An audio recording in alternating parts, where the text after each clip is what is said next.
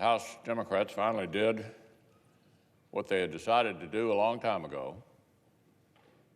They voted to impeach President Trump. Over the last 12 weeks, House Democrats have conducted the most rushed, least thorough, and most unfair impeachment inquiry in modern history. Now, their slapdash process has concluded in the first purely partisan presidential impeachment since the wake of the Civil War. The opposition to impeachment was bipartisan. Only one part of one faction wanted this outcome. The House's conduct risks deeply damaging the institutions of American government.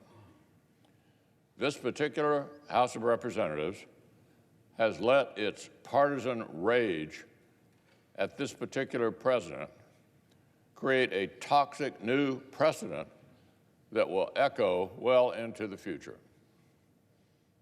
That's what I want to discuss right now.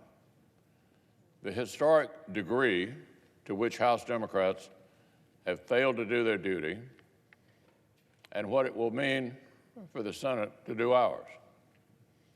So let's start at the beginning. Let's start with the fact that Washington Democrats made up their minds to impeach President Trump since before he was even inaugurated. Here's a reporter in April of 2016. Donald Trump isn't even the Republican nominee yet, but impeachment is already on the lips of pundits, newspaper editorials, constitutional scholars, and even a few members of Congress. April 2016. On Inauguration Day, 2017, the headline in the Washington Post, "The campaign to impeach President Trump has begun." That was day one. In April 2017, 3 months into the presidency, a senior House Democrat said, "I'm going to fight every day until he's impeached." That was 3 months into the administration. In December 2017, 2 years ago, Congressman Jerry Nadler was openly campaigning to be the ranking member on the House Judiciary Committee, specifically because he was an expert on impeachment. That's the Nadler's campaign to be the top Democrat on judiciary. This week wasn't even the first time House Democrats have introduced articles of impeachment. It was actually the 7th time. They started less than 6 months after the president was sworn in. They tried to impeach President Trump for being impolite to the press, for being mean to professional athletes, for changing President Obama's policy on transgender people in the military.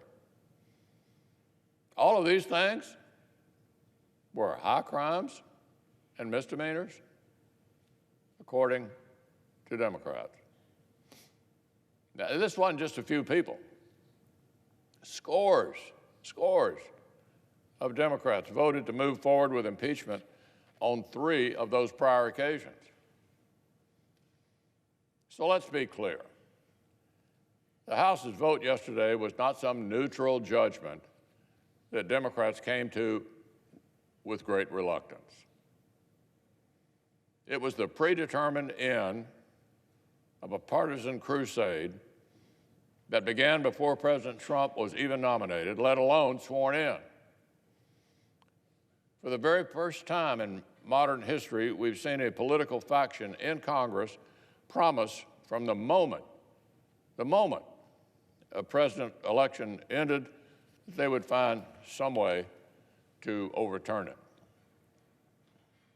A few months ago, Democrats' 3-year-long impeachment in search of articles found its way to the subject of Ukraine. House Democrats embarked on the most rushed least thorough and most unfair impeachment inquiry in modern history. Chairman Schiff's inquiry was poisoned by partisanship from the outset. Its procedures and parameters were unfair in unprecedented ways.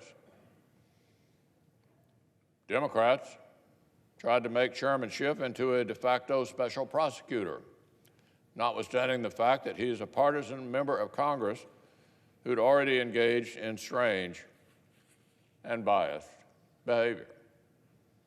He scrapped the precedent to cut the Republican minority out of the process. He denied President Trump the same sorts of procedural rights that houses of both parties had provided to past presidents of both parties. President Trump's counsel could not participate in Chairman Schiff's hearings, present evidence, or cross-examine witnesses. The House Judiciary Committee's crack at this was even more ahistorical. It was like the Speaker called up Chairman Nadler and ordered one impeachment. Rush delivered, please. The committee found no facts on its own, did nothing to verify the Schiff report. Their only witnesses were liberal law professors and congressional staffers. So, Mr. President, there's a reason the impeachment inquiry that led to President Nixon's resignation required about 14 months of hearings, 14 months, in addition to a special prosecutor's investigation. With President Clinton, the independent counsel's inquiry had been underway literally for years before the House Judiciary Committee actually dug in. Mountains of evidence, mountains of testimony from firsthand fact witnesses, serious legal battles to get what was necessary. This time around, House Democrats skipped all of that, spent just 12 weeks. 12 weeks. More than a year of hearings for Nixon, multiple years of investigation for Clinton, and they've impeached President Trump in 12 weeks. 12 weeks. So let's talk about what the House actually produced in those 12 weeks. House Democrats' rushed and rigged inquiry yielded two articles of impeachment. They are fundamentally unlike any articles that any prior House of Representatives has ever passed. The first article concerns the core events which House Democrats claim are impeachable. The timing of aid to Ukraine. But it does not even purport to allege any actual crime. Instead, they deploy the vague phrase, abuse of power, to impugn the president's action in a general, indeterminate way. Speaker Pelosi's House just gave in to a temptation that every other House in history has managed to resist. Let me say that again. Speaker Pelosi's House just gave in to a temptation that every other House in our history has managed to resist. They impeach a president whom they do not even allege has committed an actual crime known to our laws. They've impeached simply because they disagree with a presidential act and question the motive behind it. So let's look at history.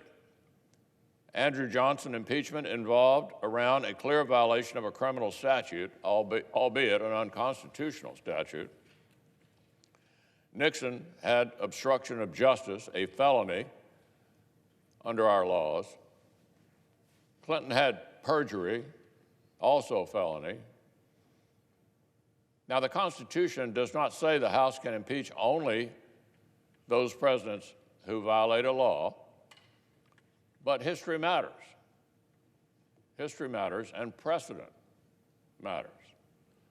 And there were important reasons why every previous House of Representatives in American history restrained itself from crossing this Rubicon. The framers of our Constitution very specifically discussed this issue, whether the House should be able to impeach presidents just for, quote, maladministration, just for maladministration.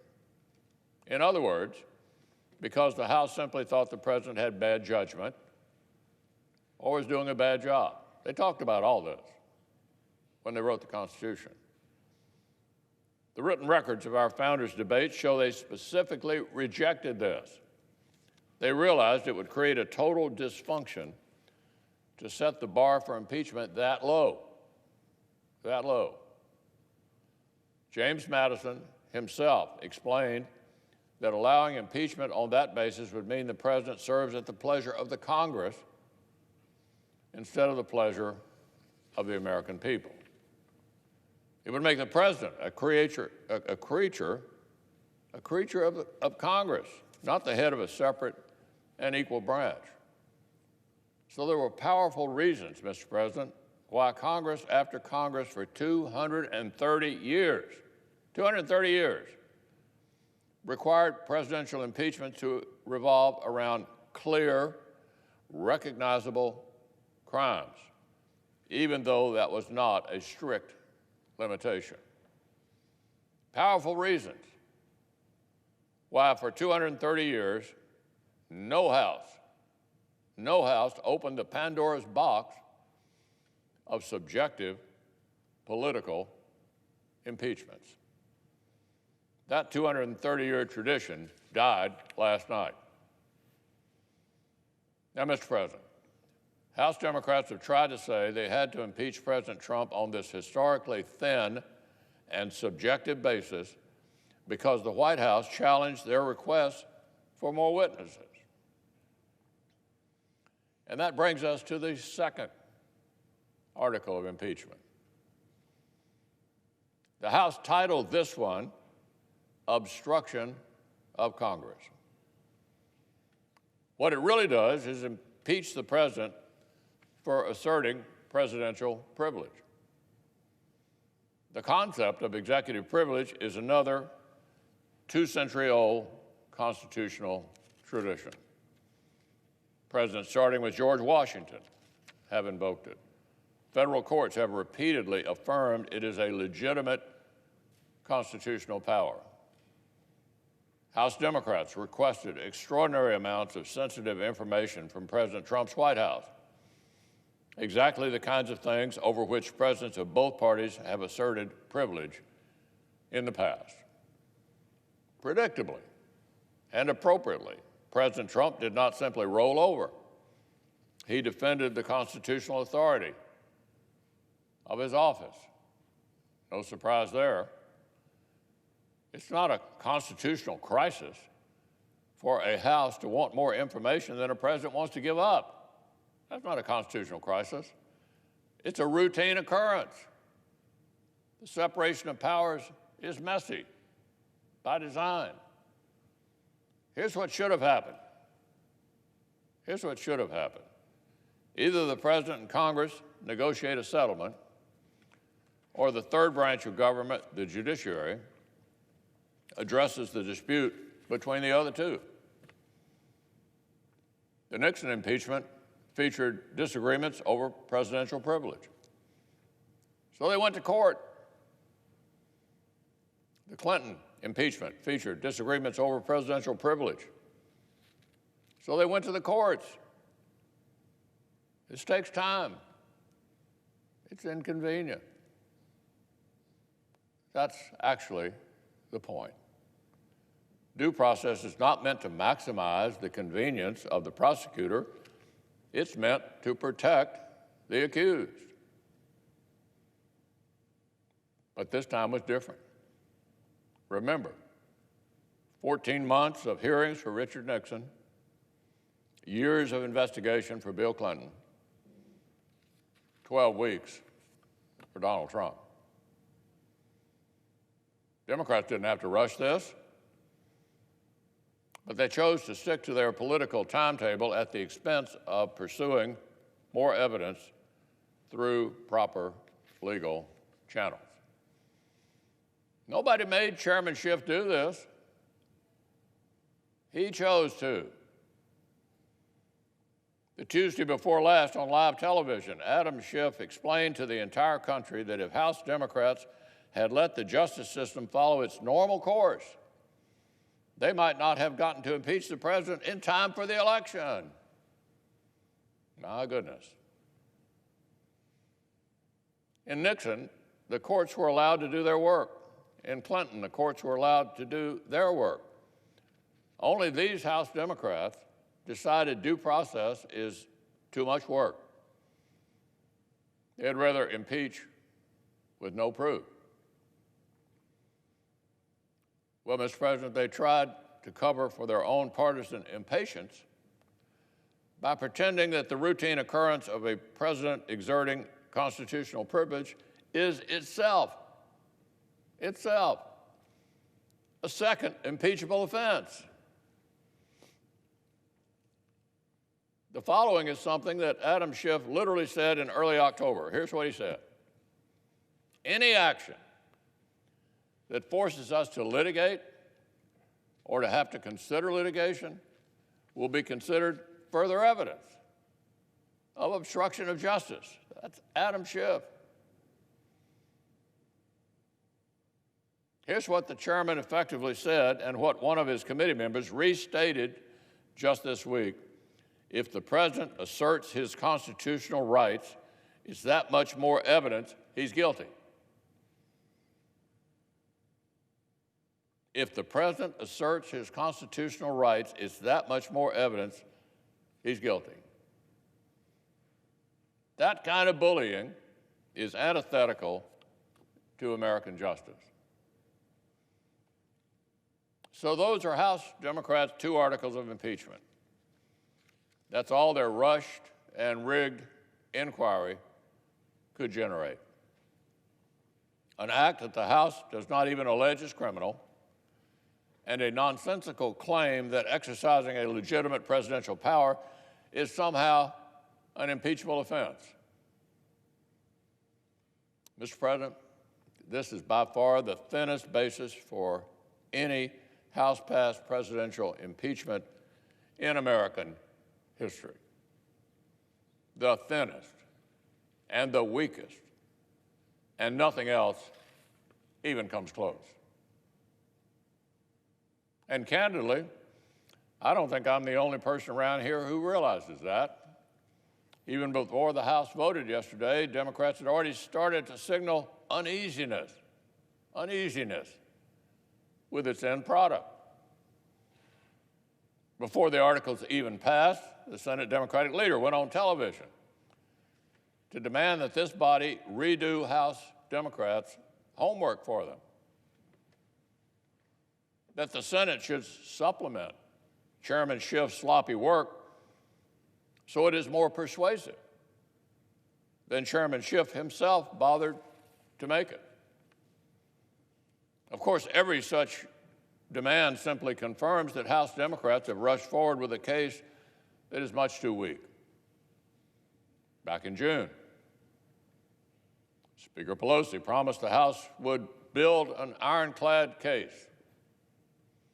Never mind that she was basically promising impeachment months before the Ukraine events, but that's a separate matter. She promised an ironclad case.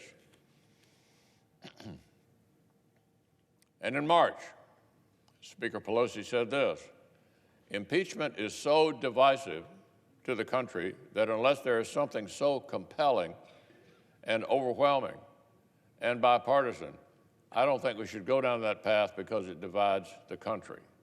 End quote. By the Speaker's own standards, the standards she set, she's failed the country.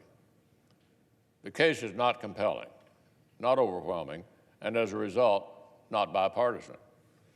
The failure was made clear to everyone earlier this week when Senator Schumer began searching for ways the Senate could step out of our proper role and try to fix the House Democrats' failures for them. And it was made even more clear last night when Speaker Pelosi suggested that House Democrats may be too afraid to even transmit their shoddy work product to the Senate. Mr. President, it looks like the prosecutors are getting cold feet in front of the entire country and second-guessing whether they even want to go to trial. They said impeachment was so urgent that it could not even wait for due process, but now they're content to sit on their hands. This is really comical. Democrats' own actions concede that their allegations are unproven. The articles aren't just unproven, they're also constitutionally incoherent. Incoherent. Frankly, if either of these articles is blessed by the Senate, we could easily see the impeachment of every future president of either party. Let me say that again. If the Senate blesses this historically low bar, we will invite the impeachment of every future president. The House Democrats' allegations, as presented, are incompatible with our constitutional order. They're unlike anything that has ever been seen in 230 years of this republic. House Democrats want to create new rules for this president because they feel uniquely enraged. They feel uniquely enraged. But long after the partisan fever of this moment has broken, the institutional damage will remain. I've described the threat to the presidency. This also imperils the Senate itself. The House has created an unfair, unfinished product that looks nothing like any impeachment inquiry in American history. And if the Speaker ever gets her House in order, that mess will be dumped over here on the Senate's lap. If the Senate blesses this slapdash impeachment, if we say that from now on, this is enough, then we invite an endless parade of impeachable trials. Future Houses of either party will feel free to toss up a jump ball every time they feel angry, free to swamp the Senate with trial after trial, no matter how baseless the charges. We'd be giving future Houses of either party unbelievable new power to paralyze the Senate at their whim. More thin arguments, more incomplete evidence, more partisan impeachments. In fact, Mr. President, this same House of Representatives has already indicated that they themselves may not be finished impeaching. The House Judiciary Committee told a federal court this very week that it will continue its impeachment investigation even after voting on these articles. And multiple Democratic members have already called publicly for more. If the Senate blesses this, if the nation accepts this, presidential impeachments may cease being a once-in-a-generation event and become a constant part of the political background noise. This extraordinary tool of last resort may become just another part of the arms race of polarization. Real statesmen would have recognized, no matter their view of this president, that trying to remove him on this thin and partisan basis could unsettle the foundations of our republic. Real statesmen would have recognized, no matter how much partisan animosity might be coursing through their veins, that cheapening the impeachment process was not the answer. Historians will regard this as a great irony of our era, that so many who profess such concern for our norms and traditions themselves proved willing to trample our constitutional order to get their way. It is long past time for Washington to get a little perspective. President Trump is not the first president with a populist streak, not the first to make entrenched elites uncomfortable. He's certainly not the first president to speak bluntly, to mistrust the administrative state, or to rankle unelected bureaucrats. And heaven knows he's not the first president to assert the constitutional privileges of his office rather than roll over when Congress demands unlimited, sensitive information. None of these things, none of them, is unprecedented. I'll tell you what would be unprecedented. It will be an unprecedented constitutional crisis if the Senate literally hands the House of Representatives a new partisan vote of no confidence that the founders intentionally withheld, destroying the independence of the presidency. It will be unprecedented if we agree that any future House that dislikes any future president can rush through an unfair inquiry, skip the legal system, and paralyze the Senate with a trial. The House could do that at will under this precedent. It will be unprecedented if the Senate says second-hand and third-hand testimony from unelected civil service servants is enough to overturn the people's vote. It will be an unprecedented constitutional crisis if the Senate agrees to set the bar this low forever. It is clear what this moment requires. It requires the Senate to fulfill our founding purpose. The framers built the Senate to provide stability, to take the long view of our republic, to safeguard institutions from the momentary hysteria that sometimes consumes our politics, to keep partisan passions from literally boiling over. The Senate exists for moments like this. That's why this body has the ultimate say in impeachments. The framers knew the House would be too vulnerable to transient passions and violent factionalism. They needed a body that would consider legal questions about what has been proven and political questions about what the common good of our nation requires. Hamilton said explicitly in Federalist 65 that impeachment involves not just legal questions, but inherently political judgments about what outcome best serves the nation. The House can't do both. The courts can't do both. This is as grave an assignment as the Constitution gives to any branch of government, and the framers knew only the Senate could handle it. Well, the moment the framers feared has arrived. A political faction in the lower chamber have succumbed to partisan rage. A political faction in the House of Representatives has succumbed to a partisan rage.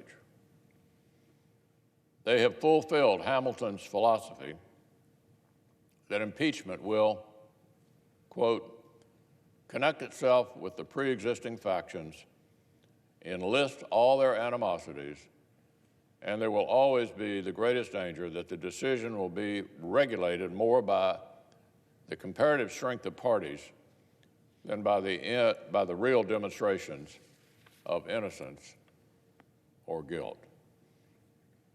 Alexander Hamilton. That's what happened in the House last night. The vote did not reflect what had been proven. It only reflects how they feel about the president. The Senate must put this right. We must rise to the occasion. There's only one outcome that is suited to the paucity of evidence the failed inquiry, the slapdash case, only one outcome suited to the fact that the accusations themselves are constitutionally incoherent. Constitutionally incoherent. Only one outcome will preserve core precedents rather than smash them into bits in a fit of partisan rage because one party still cannot accept the American people's choice in 2016. It could not be clearer which outcome would serve the stabilizing, institution-preserving, fever-breaking role for which the United States Senate was created, and which outcome would betray it. The Senate's duty is clear. The Senate's duty is clear. When the time comes, we must fulfill it.